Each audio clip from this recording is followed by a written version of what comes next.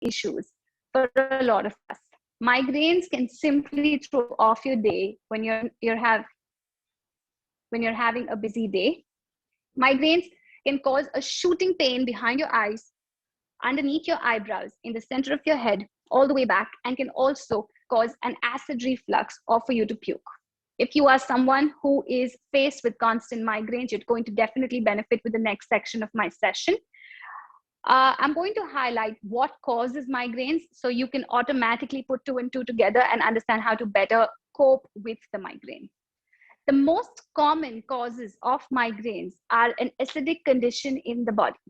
When I say acidic condition in the body, I don't literally mean a gastric reflux or an acidic reflux from your abdomen or your digestive system. It's also if your body is in constant stress, you're in an acidic state. If you're not sleeping enough, you're in an acidic state. Rest and recovery makes your body alkaline. Stress, poor digestive gut, poor digestive issues, gut issues, bad food habits, all of these cause an acidic condition in the body. So you need to go ahead and correct your overall lifestyle and not just the food you eat. Secondly, gut disorders, digestive disorders. Thirdly, stress, eye strain. If you're having a number but you're not wearing your glasses, you can have migraines. Another thing is stress. A few simple ways, tips, tricks, techniques for you to better cope with the migraine are: make sure that your body is in an alkaline, your body. If you're having water which is alkaline in nature, which means that you add a few lemon drops to your water, you're alkalizing your body, which means that you're automatically bettering your chances of coping with that migraine. Next one, I want you to place an ice pack behind your neck on your eyes and dip your feet in hot water. This is going to reverse the blood flow in your body and automatically better cope with the migraine. Simple left nostril breathing can also help you better cope with that migraine. Left nostril breathing is going to tap into your Ida Nadi, or the cooling down Nadi.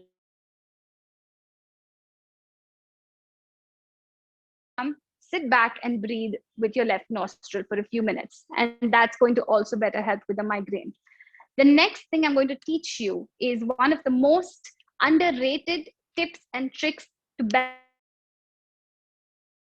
talks about. It's an acupressure technique. We're going to locate a muscle that stores all the stress. And when we create pressure on that muscle, you're going to feel a release of that stress. This muscle right here is called the sternocleidomastoid.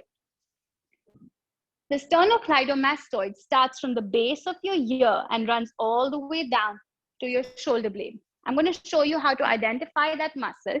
You're going to look to the opposite side, and you're going to see a small jutting here. So this is how the muscle runs. You're going to see a small protrusion here, and using the same hand as the side, I want you to grab a hold of the base of that muscle, which is now very thin. But as we make our way up to the base of the ear or near the mastoid process, you're going to notice that the mouth of the muscle becomes really thick. So you're going to walk your hands all the way along the length of that muscle, and it's widening. Your grip is widening on that muscle to the base of your ear till you have a fleshy chunk of the mouth of that muscle in your hand. Once you have that, you're going to sit back, grab a hold of it. I'm also using my index finger knuckle to hold it. Look straight ahead of you and maintain pressure on it. If you're already having a severe migraine, when you maintain pressure on that muscle, you'll feel intense release behind your eyes. You're also going to have the urge to puke or to throw up. That's okay. That's normal. As soon as you release, you're going to feel much better. So again, maintaining a steady and strong grip on the base of your ear, on that sternocleidomastoid muscle, pressing it, holding it for about 5 to 10 seconds, and then releasing. You'll automatically feel a release at the back of your ears, at the back of your eyes, underneath your eyebrows, and you'll feel the need to puke, and that's all right. You're going to repeat this on both the sides. Again, look to the opposite direction, feel the protrusion here, walk your hands to the base of your ear, Grab a hold of the mouth of that muscle, maintaining steady pressure there. Breathe through it, holding it for 5 to 10 seconds and release. Once you've mastered and experted this little trick, you can actually go ahead and hold them both together, which is also a more intense way to do this, and then release. Trust me, your migraine woes are going to get much, much, much better with this simple acupressure technique, which is not necessarily a part of yoga, but also yoga is everything to do with your body. So you can go ahead and benefit from this tip. One little point I want to add is that do not mistake a headache emerging from blood pressure or blood sugar issues with a migraine. These techniques may take from a blood pressure or a blood sugar issue. For that, you need to get in touch with your medical help and fix those issues for yourself. All right. Now that we've spoken about the sympathetic, parasympathetic nervous systems, we've spoken about stress, we've spoken about anxiety, we've spoken about breathing techniques to toggle between the sympathetic and parasympathetic nervous state. I'm going to now move on to simple stretches that you can perform at your workplace to release the stress and strain that's stored in your body because of a sedentary lifestyle. The first thing I want to start with is simple wrist rotations.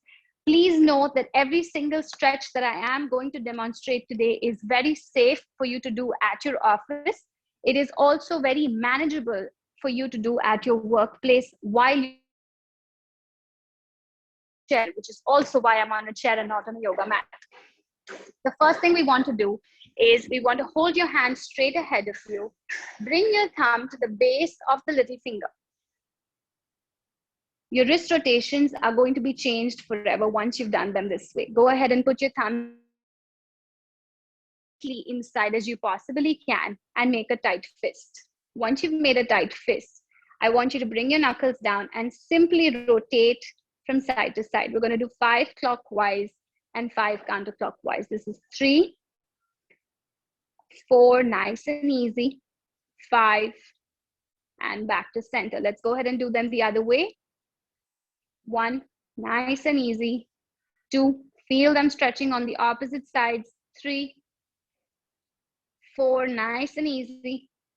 And 5. The next thing we're going to do is we're going to stretch this muscle of your forearm, keeping your hands and your fists tight, just like the way we did when we started. What I want you to do is bring your nails to face each other. So the nails on both hands are facing each other, with your thumb still at the base of the little finger. Once you've done that, go ahead and drop your thumb down, as far down. So your hand is not collapsing, just your wrists, bringing your thumbs down.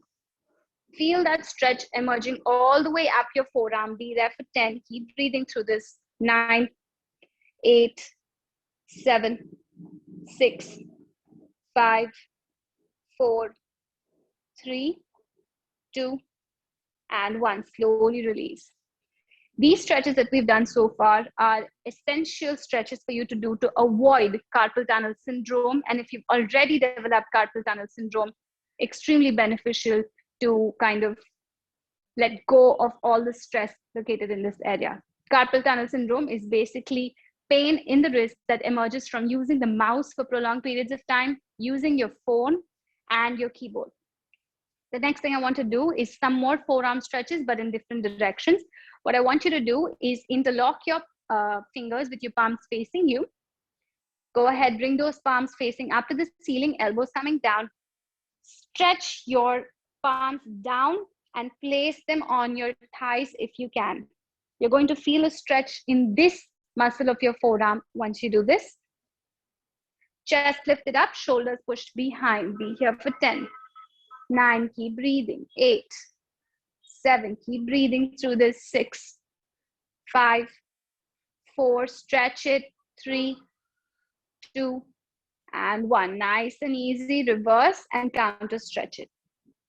Once you're here, you can counter stretch it. You can also take it behind you and be here for 10, 9, 8, 7, 6, 5, 4, 3, 2, and 1. Slowly release. The next thing that we're going to do is we're going to use these interlocks, stretch out your shoulder blades.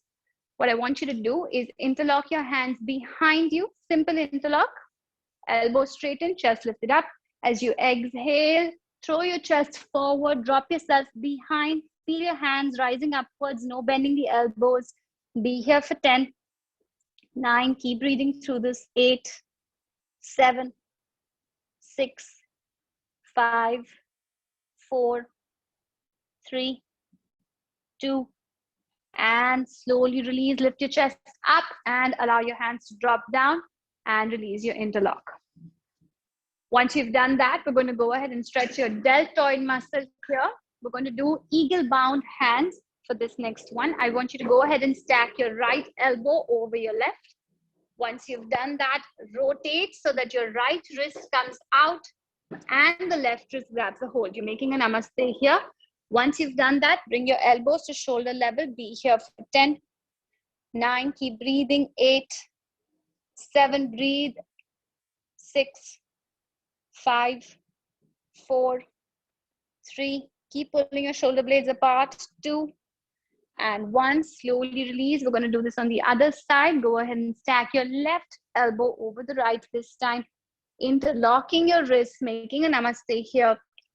Elbows lifting up to shoulder level, pull your shoulder blades apart. Be here for 10, 9, keep breathing through this, 8, 7, 6, pull your shoulder blades apart, 5, 4, 3, 2, 1, and slowly release. Your entire upper body is now feeling more relaxed, feeling more released, starting all the way up from your wrists, your forearms, your entire arm, your shoulder blades, everything's definitely relaxed.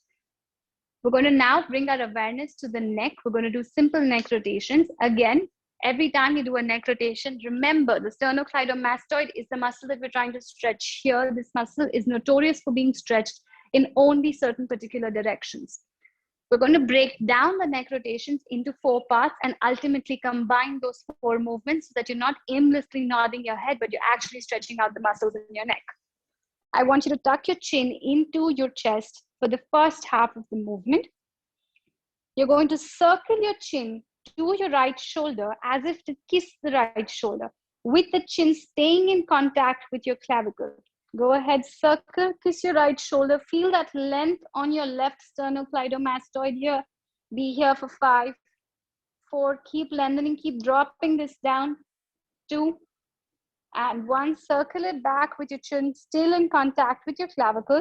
We're going to go ahead and kiss the left shoulder now with the chin in contact with the clavicle. Circle it around, kiss, dropping the right shoulder, being here for 5, 4, 3, 2, and 1. Circle it right back. This was the first 2 sets of directions in which you can stretch the SCM. The second 2 of our 4 movements is when you drop the chin away from the chest. So you're going to drop the chin as far away from the chest as possible without slouching. Go ahead, drop your chin as far behind as you can. With your head dropped behind, circle your head to bring your right ear to your right shoulder. A common mistake is to do this. We want to sit up tall, circle the head, and bring the right ear to the right shoulder, separating the left ear and the left shoulder. Be here for 5, 4, 3, 2, and 1. Dropping it behind onto the other side, circle it around, bring the left ear to the left shoulder. Be there for 5, 4, 3, 2, and 1. Slowly release. We're going to do complete neck rotations where we combine these 4 movements, 2 clockwise, 2 counterclockwise. So we want to start by tucking your chin into your chest. Go ahead, tuck your chin into the chest. Circle it around, kiss your right shoulder, drop your head behind, circle it around, bring your left ear to your left shoulder, and bring the chin into the chest again. We're going to do 1 more of this. Circle it around, kiss the right shoulder, drop your head behind, circle to bring the left ear to the left shoulder, and down. On to the other side now. Go ahead, circle it, kiss your left shoulder, drop it behind, and bring your right ear to your right shoulder and chin to the chest. Let's do this another time. Circle it around, kiss your left shoulder, drop your head behind, right ear to the right shoulder and chin to the chest. I'm sure you definitely feel a lot of release in your neck. An additional point I want to add here is a lot of my students find that their neck is strained, because a lot of us are prone to typing an email or working for prolonged periods with our chin and our head tucked to one side, which causes undue strain for one of your SEMs to take on the pressure. Simple neck rotation such as this can definitely relieve you of that pain. Bringing us to the next set of stretches. What I want to do on the next part is we want to move down the spine. So we're now moving and working laterally. We're working on our lats. We're doing simple twists and we're doing simple lateral extensions to relieve the stress from this area of your body. Sit up nice and straight. I want you to bring your left hand onto your right knee. Sit up tall. Inhale, sweep your right hand straight overhead, keeping your chest lifted up tall and not drooping. Lengthen from this side and lean. Keep pressing your hip down. Twist to look up at the ceiling. Keep leaning with your fingers. Be here for 10.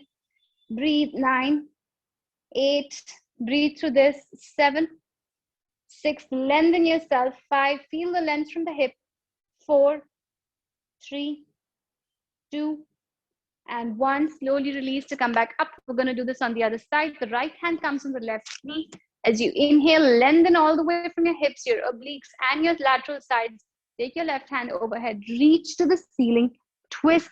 Be there for 10. Breathe through this. Lengthen from your sides. 9, 8, 7. Keep stretching. 5, 4, 3, 2, and slowly release. We're going to stretch out your obliques in a different direction for the next set of stretches. I want you to sit to the top edge of your chair. You're sitting right up ahead. What I want you to do is left hand back onto the right knee. Go ahead, grab a hold of the opposite edge. So I'm grabbing a hold of the left edge of my chair. Once I've done that, I'm bending my elbows to twist and look over my right shoulder. Be there for 5. Keep twisting your body towards the front. 4, 3. Keep breathing. 2, and 1. Slowly release. We're going to do this on the other side as well now. The right hand onto the left knee. Grab a hold of the opposite edge of the chair. Twist and look over. Be there for 5, 4, 3. Keep breathing. 2, and 1. Slowly release. This also works out your upper back, but mainly your sides, your obliques. The next thing I want to work on is simple glute stretches. Because of a sedentary lifestyle, your glutes are bound to get tight, your hamstrings are bound to get tight. For this next one, again, I want you to sit at the top edge of your chair, sitting up ahead. We're doing single pigeon pose, but we're doing it modified because we're doing it sitting it on the chair and not on the mat. I want you to go ahead and stack your right ankle on your left knee. Make sure that your knee is pushed as far down as possible. It's okay if it looks like this. If your knee is not going below this, it's possibly because your IT band and your glutes are tight, and that's okay. It's okay for you to start wherever you're comfortable, but this is where you ideally want to be. Remember to lift your chest up. Remember to keep pushing your hips into the chair. Once you're there, keep your chest lifted up. Imagine that you're going straight ahead with your nose. Keep pushing that right hip down. Keep going forward with your chest and your nose. Your chin is lifted up. You're not concaving your back. Your chin is lifted up. You're going all the way down with your chin lifted up, with your chest lifted up, and with your nose pointed straight ahead. If you can, grab a hold of your toes. Be there for 10. Keep feeling that stretch in your glute and your IT band for 9, 8. Keep breathing. 7, 6. Breathe through this. 5, 4, 3, 2, and 1. Inhale to slowly come back up. This is a very effective glute and IT band stretch for you to do once you're at your workplace. You know that you've been sitting for maybe 2 or 3 hours. Go ahead, simply stack. This is how we're usually sitting anyway. I want you to just do this and go ahead and stretch that IT band and glute. We're going to do this on the left side now. Bring your left ankle over your right knee. Try and keep your knee and ankle as far in one line as possible, but it's okay if you cannot. Keep your chest lifted up. Throw your hips down onto the chair and your chest gets pushed forward. Your chin gets pushed forward and your nose gets pushed forward. Be there for 10, 9. Keep breathing. 8, 7. Keep breathing. 6, 5, 4, 3, 2,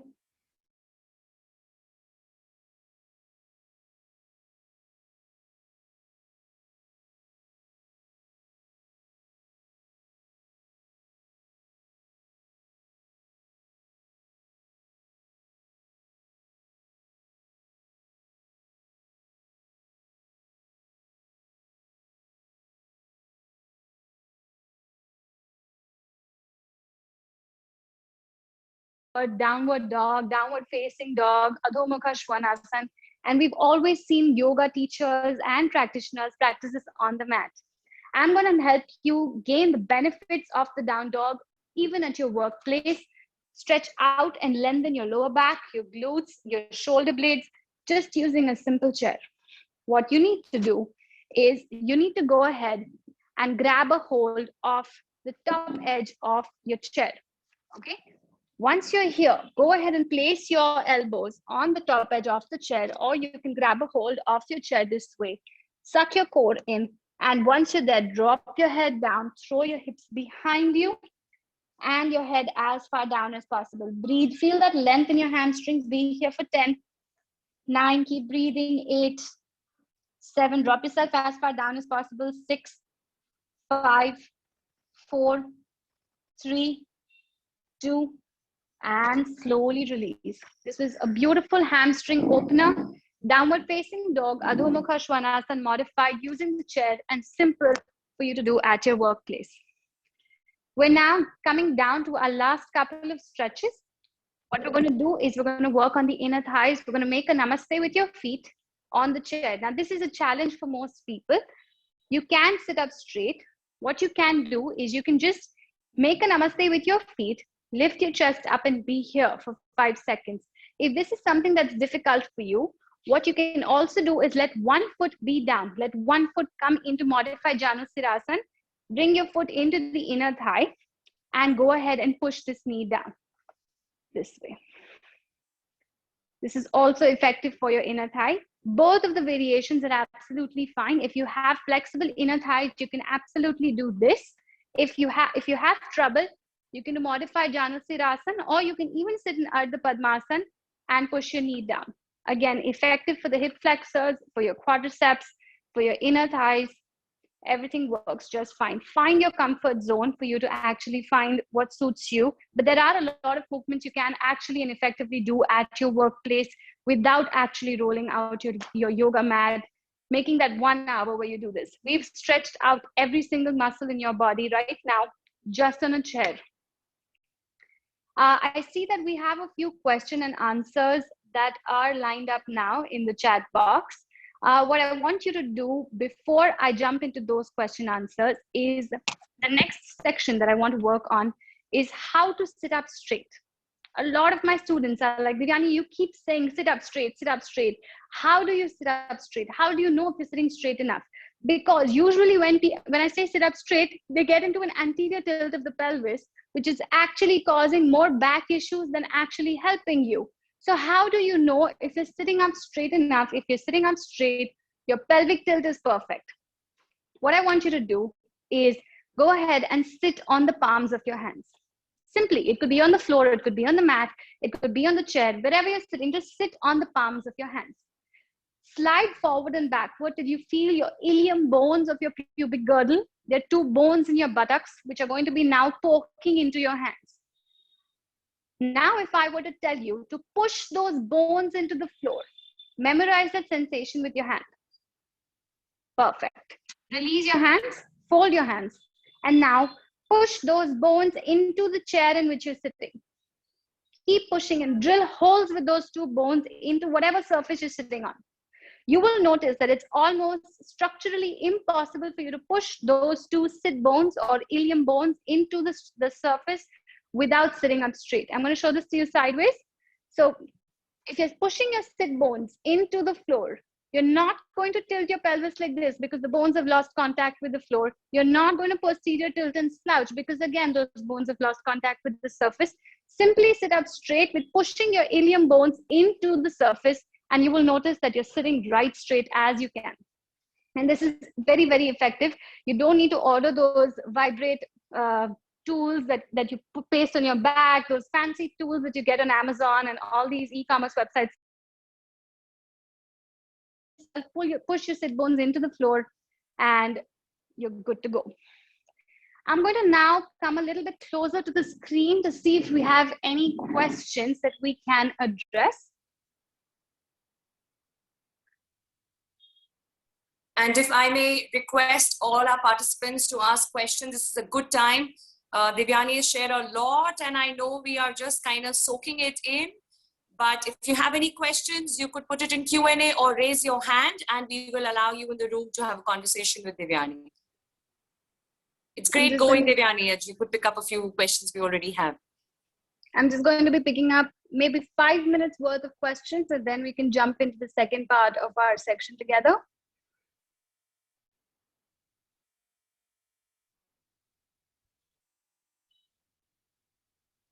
Great tip for sitting up straight. Thank you so much. Very simple. You don't have to do anything fancy.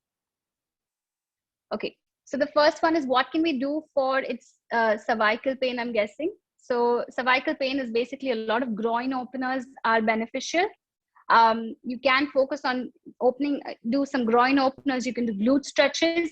Definitely focus on sitting up straight. And there you have it. And daily yoga practice, please. Okay. I think Tripathi has a question, Devyani. Yes. Could you please allow him to talk? Yeah. And meanwhile, sorry, go ahead, Devyani. There are more questions there. Yes.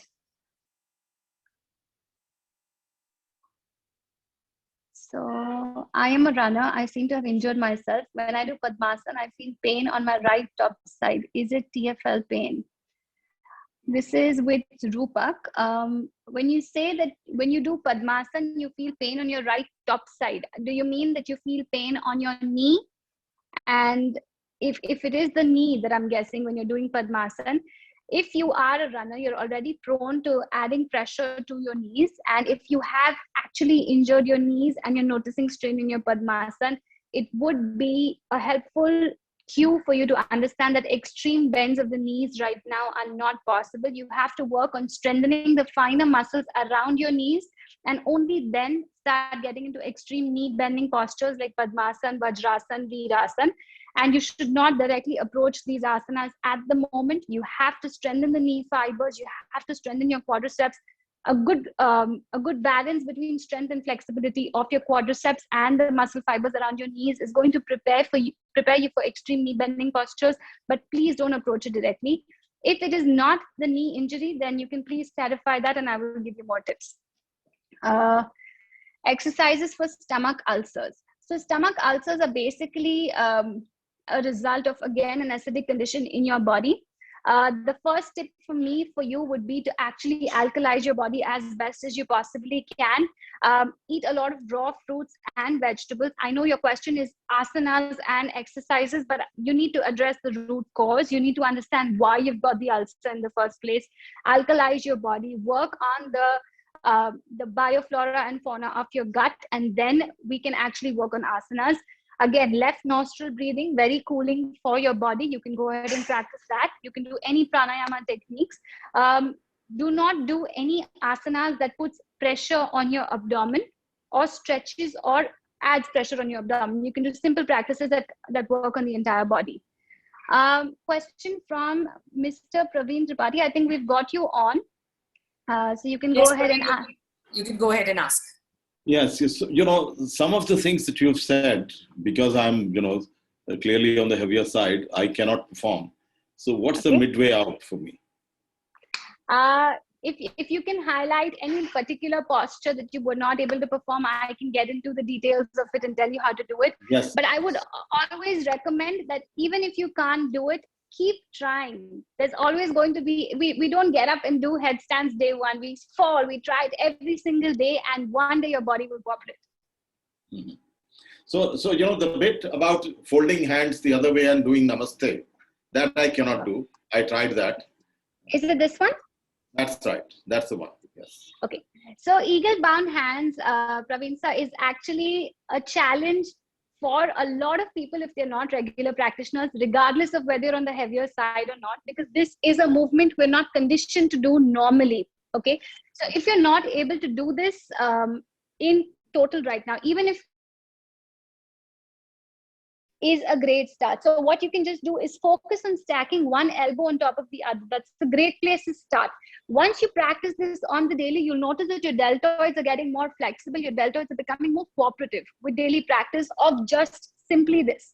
And once you reach that, all you have to do is this. Don't focus on the namaste at the moment. Just focus on rotating your hands in different directions, and eventually you will get here.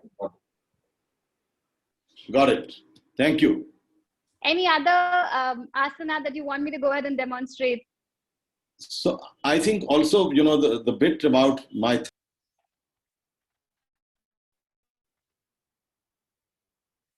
I think Praveen ji has got disconnected and is no longer part of the room. So Devdatta, if you can help with that. Praveen ji, I'm so sorry, I could not hear what you were saying after that. Once you're back on, I'm going to go ahead. The next question is that it's not, okay, so Rupak is clarified, it's not the knee, but it's on the side of my right thigh when I sit in Padmasana for too long. Side of the right thigh is, again, I think this has to do with a flexibility issue. There are a lot of stretches that you can do to make that flexible. What you can do is simply focus on bringing your knee close to yourself. Just do simple glute openers. The single-legged pigeon pose that I demonstrated right now with the chair, which was a glute and an IT band opener, is something you can start softly practicing. Again, work on the flexibility and the strengthening of the muscles around where your injury happened. And eventually we can kind of build into that Padmasana. Please don't do it at the moment. Start with soft Padmasana. Do Ardha Padmasana. Take off the pressure from that muscle. Build into it. And then eventually when your body is ready, you can get back into Purna Padmasana practice.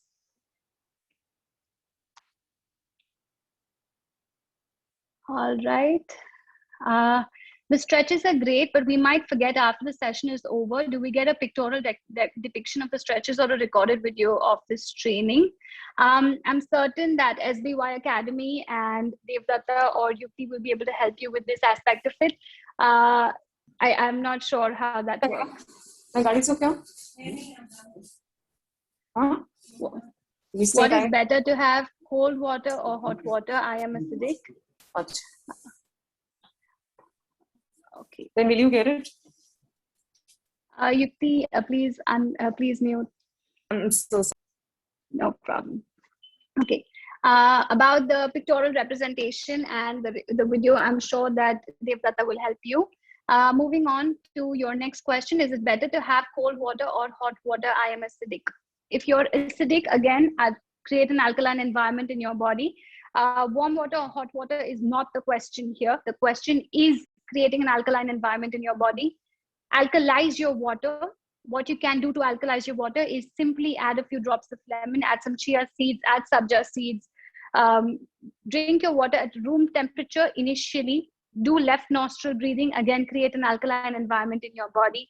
Sleep and rest well. Exercise in moderation. Don't overtrain. Overtraining can also put your body in an acidic state. Every time you're eating something cooked, whenever we eat something cooked, it's basically putting your body in an acidic state. Whenever you're eating something raw, it's putting your body in an alkaline state. So every single time, anything that needs cooking, if you're eating that, eat something raw with it to maintain the pH balance in your body. So if you're having roti sabzi for lunch, make sure you're having a salad or you're having a green juice. Maintain the pH balance so that there is an acidic and alkaline balance in your body. If your cooked consumption is more than your raw consumption, you will stay in an acidic state and develop a lot of gastric issues and disorders from there. Warm water, cold water is not your question here. Alkaline acidic balance is the question here. Warm water in moderation is okay, but that's not the root cause of your acidity. Okay. I get skin rashes quite regularly. Is my diet? You may be intolerant to some of your foods, so you need to figure that out. It can also be a gut-related issue where you're having issues with absorption and your body is reacting to certain foods because of a gut-related issue. So all I would suggest for you to do is start the elimination theory and start eliminating certain foods. If your rashes disappear, that's great. It could also be a reaction to something you're putting on your skin. It could simply be the heat. So it's more of a dermat or gut related issue that you want to figure out and see how to take that on. Again, try and reduce the heat in your body. I have known for that also to cause skin issues. So the Q&A section here. I don't see any more questions. I'm moving to the chat box now. Okay.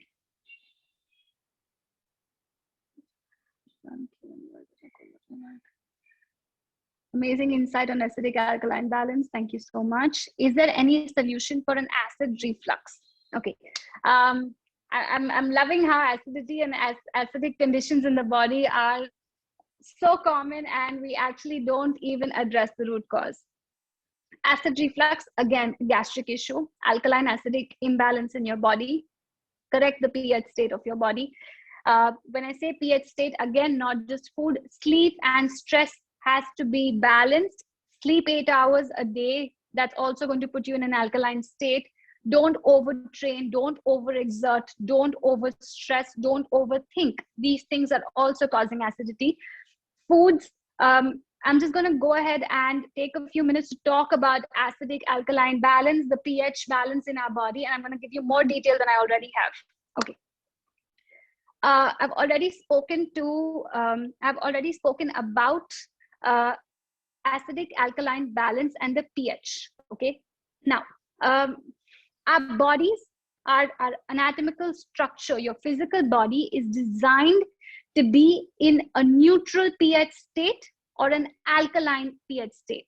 Okay, it is not designed to be in an acidic state. As soon as your body is subjected to being in an acidic state, it is going to throw certain reactions at you. Okay, it's going to revolt. It's going to tell you to stop doing what you're doing. Okay, it's going to give you gastric issues. It's going to give you burping. It's going to give you gas. These are the most initial symptoms, mind you. I'm not even talking about acid reflux. That's an extreme symptom. The most important and basic revolt, or you can say, ye mat karo mere saath, reaction from your body is gas. Simple belching, simple farts, simple burps are actually signs that you're in an acidic state. Okay, we ignore that. We laugh about farts. We move on with our lives. That's more number of days that your body has been in an acidic state. The revolt size increases. Your body is throwing larger revolts now. Your body is giving you acidity or an acid reflux. Okay, we still ignore. We pop an antacid. Our body is now giving you stomach ulcers. You ignore it. Okay. Your ignorance based on issues and revolts from your body is going to cause more larger comebacks from your body, asking and demanding your attention to put it in an alkaline state. And this ultimately, it has also scientifically been proven that when your body is in acidic states for prolonged periods of time, it can also cause cancer. I am not trying to create a panic here, but this has been scientifically proven that cancer is also sometimes a byproduct of your body being in an acidic state for years and years and years of time. So when I say acidic, it also means stress. It means your foods, it means your stress, it means balancing your sleep, it means balancing your life holistically. Now, how do you alkalize your body? How do you maintain an alkaline balance in your body and not an acidic balance in your body? The first and most basic tip that I have also adopted for myself, every time you eat a meal, 2 hours later, are you burping or are you having some farts or flatulence? If you are having any of those two reactions, that means that something that you've eaten has not suited you. If you are burping or if you're passing gas, for no rhyme or reason, that is the first sign that your food is incorrect and your body is in an acidic state. Pinpoint that and work on that. The second tip that really helps and is the most basic thing that you can do, start your day with something raw. The first thing that you eat in the morning should not be something cooked. When I say cooked, it should not be your poha, upma, idli, sambar, chutney, chai, biscuit. Anything that has been cooked is acidic. Start your day with something raw. Sip on some coconut water, eat a fruit, anything. Within 30 minutes of that raw, you can go ahead and have anything you want to have. You can have your cooked meal, you can have your tea biscuit, you can have anything. I'm not even getting into the details of the circadian rhythm. I'm not even getting into intermittent fasting. I'm giving you something that's very doable, that's very manageable.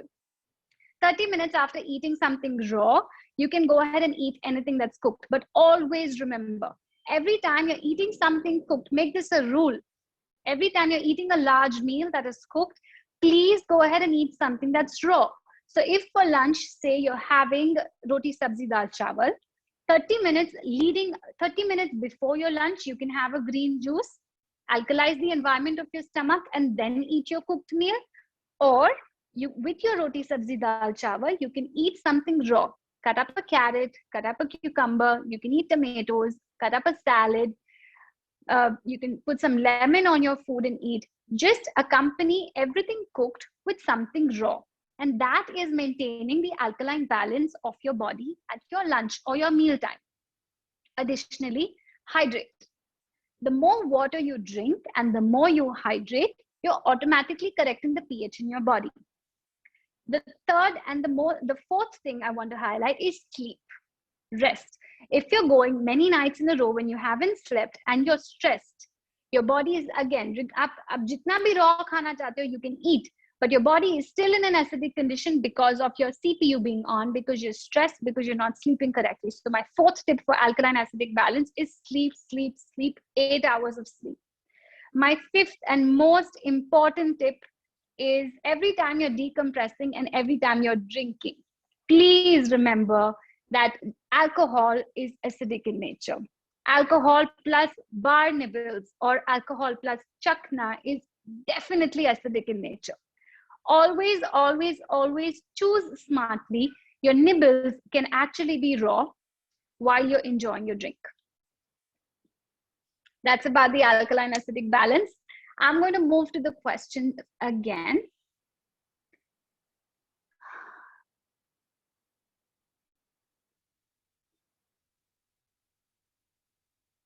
Just a second. Is there any solution to acid reflux? Nikhil, I've already answered your question with the alkaline and acidic balance talk. Can you suggest some exercises for the eyes? Constant staring at the computer takes a toll. Definitely. And I'm going to take the next few seconds to address your question. Eye exercise is very important. Staring at the screen, very important. First simple thing, as soon as you're done, or you have a break and you know that you have some screen time that's going to take off, what I want you to do is just sit back, close your eyes. As basic as it sounds, it's going to give your eye muscles some rest. Once you've done that, I'm going to teach you two things. The first thing is Tratak. Tratak is basically eye exercises where you hold your thumb up, keep staring at your nail, and make sure that everything around your thumb disappears. So you're just staring at your nail, and you're going to move your thumb from side to side. Okay, this is Tratak. You'll find a lot of videos on YouTube that are talking about Tratak. I'm talking about using your thumb and not a candle, because I'm assuming that you want to do this at workplace. If you have the leisure of doing this at your home, you can use traditional Tratak, where you light up a candle, use the flame as your starting point, and you can do the entire Tratak. There are a lot of Tratak meditation videos on YouTube that you can follow, or you can reach out to me later and we can figure this out in detail for you. But the next exercise that I'm talking about is something very simple, very doable, and it corrects your eyes. Okay, there was a TED talk that I was once seeing, and what I came across is that there's a study that suggests that imbalance in your body and lopsidedness in your body is actually emerging from lopsidedness in your eyes, because you're seeing the world lopsided, so your body is lopsided. You can do your own research on that, but this tip is something I got from there. What you can do is hold up your index finger, draw a line with a pen, okay, or a dot, draw a line with it, and keep that straight in front of your eyes at eye level. Keep looking at that line, and as you keep staring at it, everything around that line is disappearing. Keep pulling that line closer and closer and closer till your thumb or your index finger is at the center of your eyebrows. It's going to cause headache, but you can do this 3 to 5 times. And once you're done, hold this for about 10 counts and immediately close your eyes. Do not rush to open your eyes. Immediately close your eyes, otherwise you will develop a headache. So I hope that this helped you. Initially, when you start practicing, you will get a headache. It's not working wrong, it's working right. And that's why you're experiencing that. Moving on to the next question.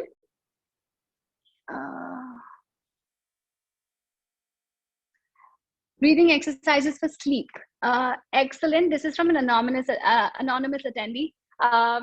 So breathing exercises for sleep. Abdominal breathing, which we just covered in the session. Great. Works like a lullaby. Just lie down in your bed. Place your hand on your abdomen as you inhale. Balloon up your stomach.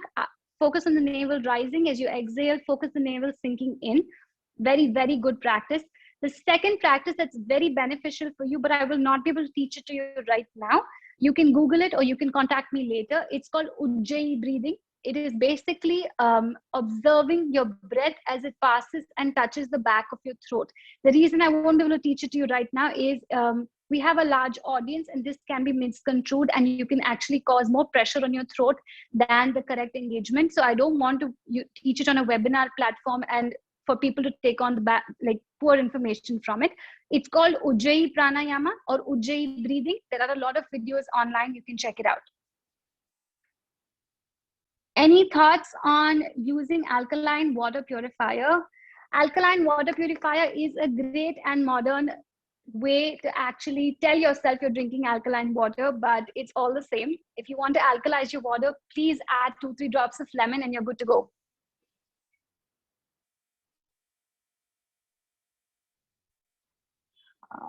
Okay.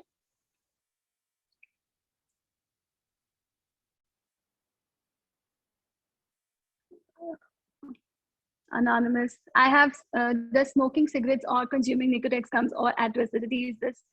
That's unusual way of dealing with stress shall be continued. Smoking cigarettes is definitely contributing to your acidity. Nicotine gums as well.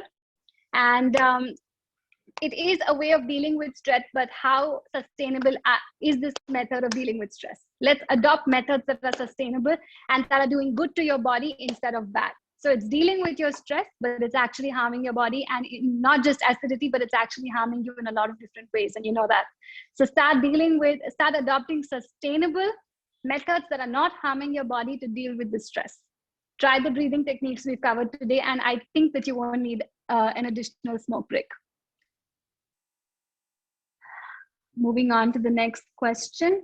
I have coffee addiction. How does that affect the system's state of acidic alkaline balance? Okay, great question. Coffee is again acidic in nature, but it's good if you know when to stop. It's good if you know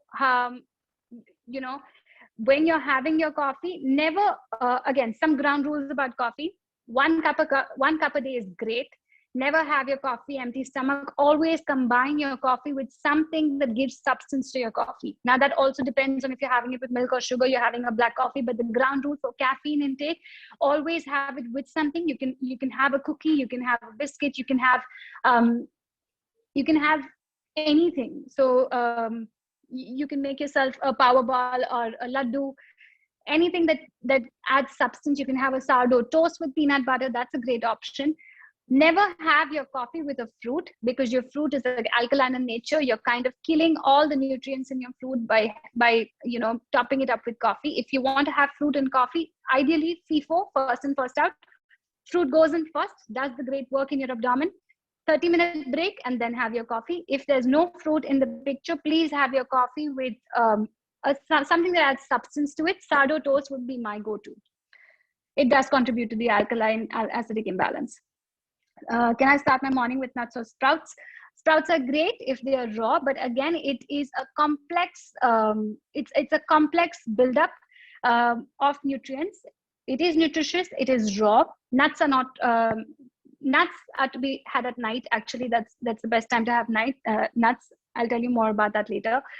Sprouts are great. It's definitely better than your poha, upma, dal, chawal, idli, and something cooked, but not the best because it's very high and dense in fiber and the body has to work very hard in breaking down sprouts. I would much rather you start with fruits which are actually pre-digested, which are very easy for the body to break down, and they kind of digest it themselves because of all the enzymes that are present in the fruits. So you don't have to work very hard to break down, and there's no digestive load or burden on your body first thing in the morning. Sprouts, it's best to have them post noon. From 12 to 8 would be a good time to have sprouts. Any exercise for foot pain and legs from toe to knee? Vikram, I'm going to go ahead and show you some simple foot Pain in legs from toe to knee. I'm going to go ahead and show you some simple calf stretches that are great for your legs. And just allow me to take my setup behind. Sorry about that. Yeah. So what you want to do is you want to go ahead and do dorsiflexion and contraction. So you're basically pointing, I'm raising my leg up, but you can do this sitting down, you can do the standing up. Basically point all the way through with your toes and flex. So extend and flex your foot. You can do this up to 10 times. This is a great alternative. You can also do the standing up. So you're standing up, you're coming onto your toes, hold that for 10 counts and place your foot down. All the way back up and all the way back down. Another thing I want to show you, apologies for moving the setup. But another thing I want to show you is that if you have a wall or a skirting at your house, what you can do is take your heel as close to your wall, mount your toes on the wall, and put your body weight on that heel, shift your body weight. This is going to be a great stretch for your hamstring and your toes. You can go ahead and do this on the other foot as well. Again, mount your foot on that wall and press your chest close to that wall, stand nice and tall. These are all great stretches for your entire toe to knee section.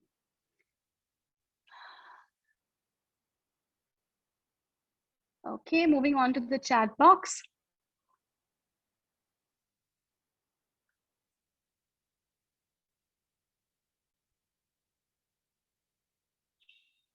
Is it related to sleep apnea? Acidic alkaline balance? Yes, it could be related to sleep apnea. Not so much, but yeah, a little bit of stress, a little bit of this digestive issue in your body emerging from an acidic state can kind of contribute to sleep apnea. But there are a lot of ways. Again, Ujjayi breathing that I spoke about is something you can check. Definitely a great solution for you. Very good insights on acidic alkaline balance and also on sitting posture. Thank you so much. Any exercise for releasing stress in the foot, toe to knee? Vikram, I already just demonstrated that for you. After eating, I get burning senses. I do Shitali for 5 to 6 times. I feel good and burning goes away. Okay. So Ashokji, this is a great tip. Shitali is actually a very good way to cool down the body. But if you get burning sensation after you've eaten, that means that your body is in an acidic state. Now what you're doing is you're adopting Shitali pranayama to cool down the body, but you're not addressing why you're getting that burning sensation. So your practice is great. You can go ahead and do Shitali for a symptomatic relief of the burning sensation that you're experiencing, but you're not addressing the root cause. And also Shitali cools down the entire body. Please remember that you're cooling down the entire body. Your burning sensation is going away, but the body has to be balanced if it wants to digest that food. So you're also cooling down the digestive process that's happening in your stomach, which is actually great for symptoms, like a symptomatic relief. But I would suggest go to the root. Why are you getting that burning sensation and what you can do about it? Your passion is amazing. Thank you so much, Praveenji. I have high cholesterol. What intake do you recommend? Should I quit non-veg? Also, do you recommend vegan or intermittent diet? Okay. So, Deepakji, firstly, high cholesterol. Now, it is always recommended to quit non-veg. And I know that you're getting that question because you must have also read it somewhere. It is recommended because non-vegetarian food is high in overall cholesterol. But that does not mean that vegetarian food is not high in cholesterol. Samosas, vada pavs, and all of these foods are also very high in cholesterol. And you need to adopt a more holistic approach to what you're doing, which brings me to advising you that if you want to curb your cholesterol, there has to be a complete lifestyle shift that has to happen.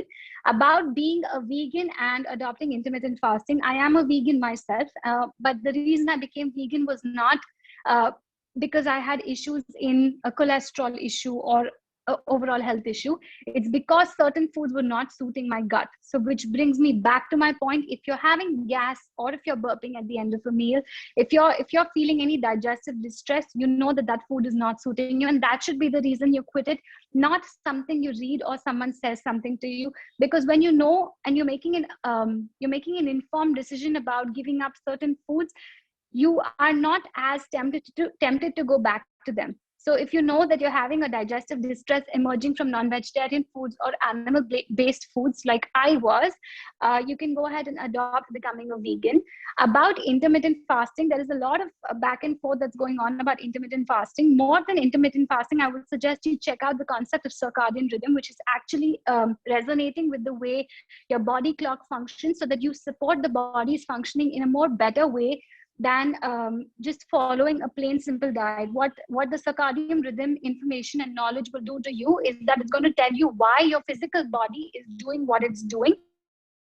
Consume foods based in accordance with your body, heal a lot of your maybe even correct your cholesterol.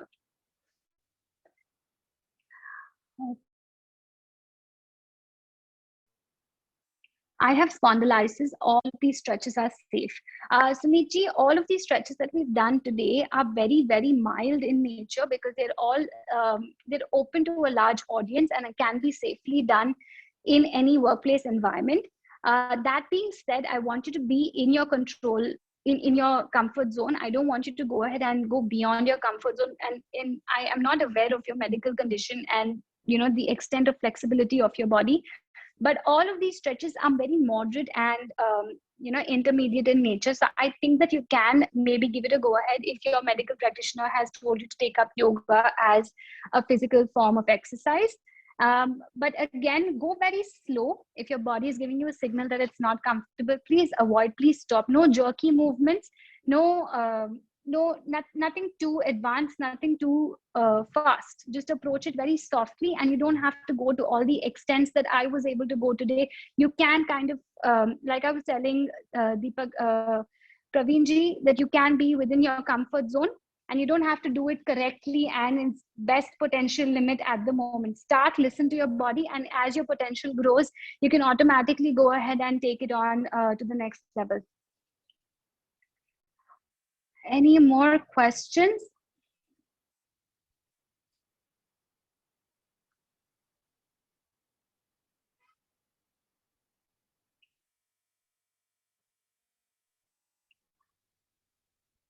Okay, I take that everyone has closed questions. Guys, any more questions? I'm just going to open this for questions for 3 to 4 minutes more, after which I'm going to just try and teach you a couple of more breathing techniques if we have the time for that.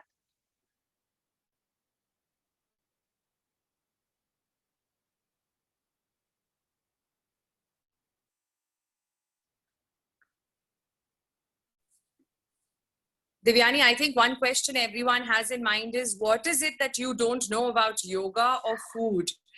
I mean, I'm filling pages after pages, writing down so much that you've shared with us all.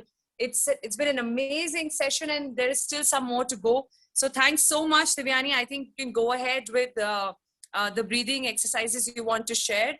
And probably after that, we'll take up a few more questions. Perfect. Okay, so I had my apprehensions about Ujjayi breathing, but I saw that come up in 2 or 3. I saw that come up in 2 or 3 questions and our discussions. So I'm going to attempt teaching Ujjayi breathing on a webinar. This is the first for me as well. Usually Ujjayi is best taught one-on-one, and that's from my experience, because I've seen Ujjayi being taught the wrong way as well. Please take away as much as you can from the next couple of minutes. And if you feel that your body is not responding in a calm way, just don't do it. Okay. Ujjayi is supposed to relax you. It's supposed to calm you down. And maybe just 2 or 3 minutes of Ujjayi can make you sleep. That's how relaxing it is. So if by any chance you're not feeling relaxed, you're not feeling like you want to hit your bed for a nap, you're doing something wrong, please don't do it in that case. Okay. Now, I'm going to talk about Ujjayi breathing. Ujjayi breathing is one of the most underrated pranayama techniques, again, because of the difficulty of imparting this information, imparting this knowledge. Okay. Ujjayi breathing is when you feel the air passing at the back of your throat. Okay. So if this is my throat, this way.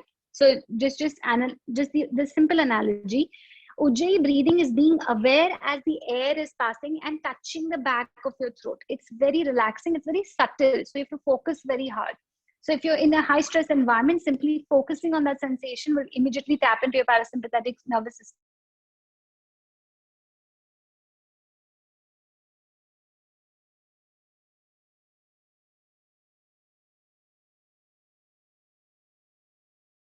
So when I say the air touches the back of your throat, I mean that it is the simple whisper or a simple whoosh of air as it comes in contact with the back of your throat. Okay.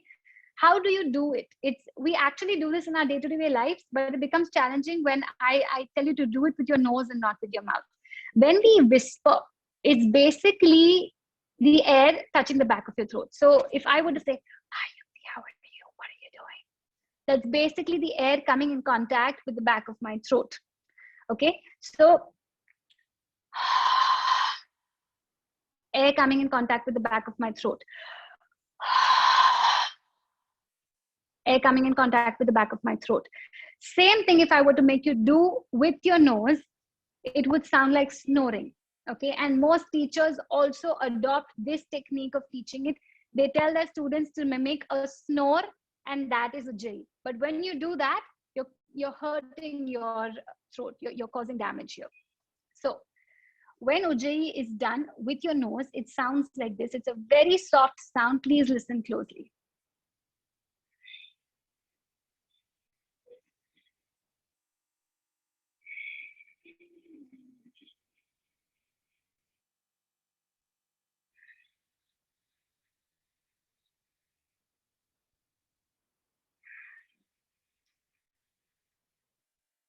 If you're making a grunting sound, if you're making a snoring sound, you're hurting your throat. Please don't do it. It can be a starting sensation or a starting mechanism, but don't let that become a regular practice. I'm going to go ahead and show you this again. Whisper to someone next to you. Go, "Hi, how are you? What are you doing? Thank you for joining me in today's session." That is the same thing I want to recreate with my nose, but very gently, very softly. I don't know if you can hear that pressure coming on my throat right now. I'm gonna do it wrong right now so you can understand. Please note what I'm doing next is wrong.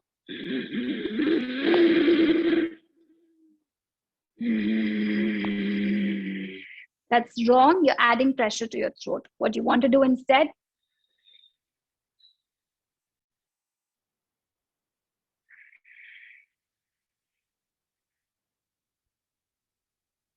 there should be no stress, no strain on your vocal cords, no strain in your throat. It's just simple air passage from your nasal passage, touching the back of your throat. And what you want to do is you want to lengthen your breath. The reason why Ujjayi breathing is relaxing is the first thing is because you're observing how the air is touching the back of your throat. So simple drawing your attention to that area is going to disconnect you from the world, and that's kind of taking away your stress in the beginning. The second thing is you want to lengthen the breath as much as possible. Imagine, so I'm going to give you the analogy of a balloon. Your lungs are a balloon and your nasal passage is the mouth of the balloon from which you're filling air in it. Okay, if you were to blow air in a balloon with the nasal passage or with the mouth of the balloon completely open, the volume of air that would go in would go. That's a large volume of air gushing into the balloon and filling up the balloon fast. Same way when you exhale, it would go. That would be that. But if you create a constriction at the mouth of the balloon, if you press your fingers and you create a constriction, when you blow into it, even if you blow in with intensity, the same volume of air to fill that balloon would take a longer time. You're lengthening that process. So your lungs are the balloon. You want to lengthen the process of filling your lungs up with air by creating a constriction with your epiglottis as the air touches the back of your throat. I hope that that was not too complicated. I'm just going to give you a few seconds to practice with me.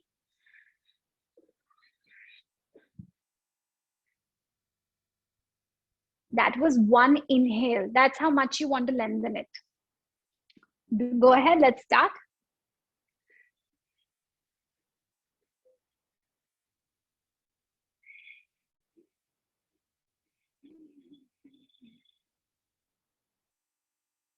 was one cycle. Breathe in for 2.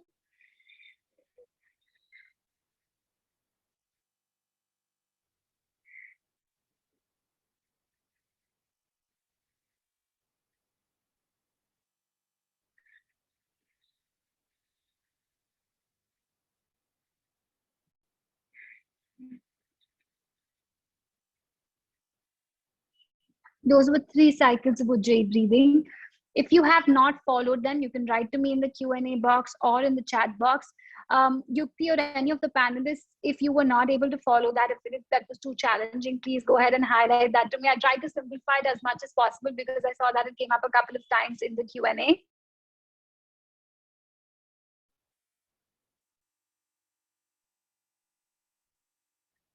Perfect. Perfect. All right. The next question. Any suggestions for PCOS and period pain? Okay. So this is actually a great question. Nobody talks about this. Always remember simple forward folds. When I say forward folds, I mean touching your toes. Paschimottanasana, where you're sitting in Dandasana and you're just grabbing your toes. Wherever you fold your abdomen this way. Excellent for relieving period cramps, excellent for increasing the blood flow to your uterus, and that's going to take care of your lower backache as well if you're prone to. If you're having backache during period, please bend your knees and then touch your toes. Sit down, stretch your legs straight ahead of you, bend your knees, and that's going to just be there for 2 to 3 minutes. Set up the timer on your phone, and that's going to take care of your period pain. PCOS, you have to perform asanas based on your entire menstrual cycle. So based on your period cycle, from your ovulation phase to your luteal phase, your ovulation phase, your entire phase, if you perform certain asanas, it is known to actually work and benefit PCOS. I myself have PCOS, but I have able to manage it with certain diet changes, lifestyle changes, and yoga practice. I am also a certified pre and postnatal yoga coach, and it is definitely okay and easy to address PCOS with yoga postures. I don't want to highlight any particular posture because asanas change, like I said, based on the phase of your periods, but forward folds are great. So just simply sitting in Dandasana, going ahead, bend your knees, touch your toes. Very, very good. Anything where your abdomen is folding, anything where you touch your abdomen, great during the time of periods.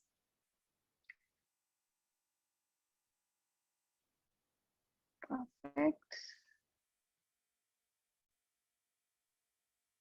All right.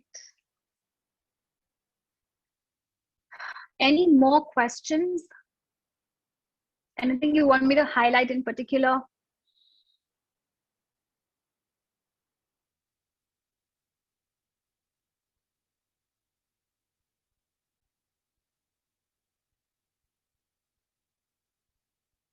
All right. Excellent. All right. So I think that I have covered muscle, every system, the nervous system, the digestive system in the body. If you guys have any more questions, you can feel free to write to me. My email address, you can reach out to SBY. I'm sure that they can share the contact details. You can follow me on Instagram on Swadhyaya by Devyani and connect with me there. And tomorrow, SBY Academy has great things in store for you. There is a stand-up comedy session, there's a laughter session, and this entire week is very, very promising with the sessions that they have in store for you. Please reach out to SBY Academy on Instagram, on email, for them to conduct more such sessions with you. And please join in for the sessions tomorrow. Follow them on Instagram, follow me on Instagram, and thank you so much for attending and being patient with me today. Thank you so much, Devyani. I've been in yoga sessions all day today, but let me tell you, you didn't let me sit back for a moment with all the wisdom that you've shared with us all. I think it's been a very, very valuable session, and I'm so happy for so many people who could benefit from it. Thank you for making time. Please put your Insta handle in the chat box, Devyani, so people can make a note of it. I'm sure everyone would love to stay in touch with you and keep learning. And while she does that, Bhushan, if you could please share the screen and let people know how they can share feedback on this session with us, so that we are encouraged to bring in more and more such sessions. When you go to the wellness camp page, everyone will you will see all the sessions lined up over there, and Bhushan will just show you where we have a chat tab. Please click on that chat tab on the wellness camp page, and you will be able to put a feedback, share your feedback on this session. Please make sure you put your feedback there. I think Devyani deserves not just this, but a lot more for the effort she's put in today. And like she said, sorry? Can you all see this? Not as yet. Not as yet. So as Devyani said, tomorrow is going to be the emotional wellness day. Wellness journey has just begun for us all. We've laid out a 1-week plan for you guys. So please be there and join us tomorrow for emotional wellness. We'll have laughter yoga session in the morning, 7 to 8 with Dr. Madan Kataria, who's a laughter yoga guru of India. And then 2 stand-up comedy shows lined up for you, one after the other. And then again, a laughter yoga at 4 o'clock and the last one at 7 in the evening. So a lot more to offer. As long as you're ready to receive, I would wait to see you guys there. We'll see if Bhushan can put it up. If not, then look out for the chat option. Yes, Bhushan, we can see now. So as you can see, this is the wellness camp page from where you click to join the session. Right next to content tab, there is a chat tab. Once you click on the top right, there is an option called add a question or comment. When you click on that, you will be able to put your feedback there. So question title will be title for the feedback. So you can say feedback for Devyani. And then below that, you can write down what your feedback is. And then you say post question. You can also use this space to put any question that you have for her or any of our instructors that you will be meeting in this camp in this week till 26th. You can put your questions here and post it to us, and we'll get back to you within this week itself. Another way to get in touch with us or our amazing instructors is to write to us at yukti@sbyacademy.in. And we will come back with the response as soon as we can. Great. Thank you so much, Bhushan. Thank you, Devyani. Thank you, everyone. Thank you so much. Thank you, Devyani, for the valuable session. Thank you. Thank you so much. Thank you. We loved it. The chat box is pouring, Devyani. And that's exactly what you deserve. Thank you so much. Stay blessed and stay blessed, everyone. I wish you all a lot of good health and hope to see you again tomorrow so we can add 2 cents and keep doing that the entire week. We will see you soon. Thank you and God bless. Thank you so much. Have a lovely evening ahead. Thank you. Bye. Bye.